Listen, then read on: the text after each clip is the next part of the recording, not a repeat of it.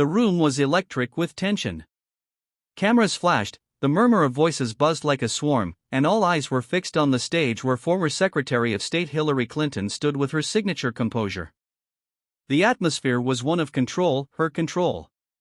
But in the crowd sat someone she had never wanted to see again, Tulsi Gabbard. The former congresswoman from Hawaii, a combat veteran who had served in the Middle East, had a presence that seemed to disturb the carefully choreographed aura of the event. Whispers spread like wildfire the moment people noticed her sitting quietly, her posture straight, her eyes calm yet unflinching. Hillary's staff quickly informed her, and within minutes, a subtle order was given: security was to escort Tulsi out. The guards moved in, tall and imposing in dark suits. They approached Tulsi with that cold efficiency that makes onlookers shrink back. "Ma'am," one of them said softly but firmly, "we'll need you to come with us." The crowd shifted, some pretending not to notice, others wide-eyed at the audacity of what was unfolding. Tulsi looked up, her eyes unwavering. Instead of complying, she slowly rose to her feet. A hush fell over the room. Every camera turned toward her, as though history itself had just decided to pause. What happened next was not a scene of defiance with shouting or resistance. Instead, Tulsi did what no one expected: she asked for the microphone. For a moment, the request stunned even the guards, who hesitated. Hillary, visibly unsettled, tried to maintain her composure, but the flicker of irritation in her eyes could not be hidden from those who watched closely.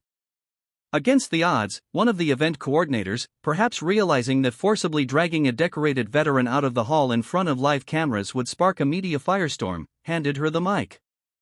Tulsi held it with the calm confidence of someone who had faced far worse in life than political games. She began softly, her voice carrying the weight of conviction. "I served this country in uniform, alongside brave men and women who sacrificed everything, not for politicians, not for titles, but for the American people. And now, I stand here, not as an enemy, not as a rival, but as a citizen who loves this country enough to speak the truth." The audience was riveted. Some clapped instinctively.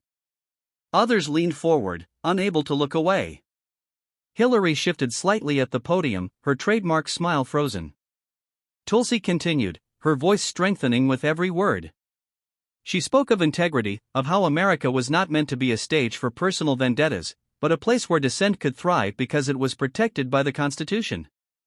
She reminded everyone of the sacred duty leaders have: not to silence those who disagree, but to listen, even when it stings. Her words were not attacks, but truths wrapped in humility and courage. Then she turned directly toward Hillary, her gaze steady. "You can try to silence me. UCA.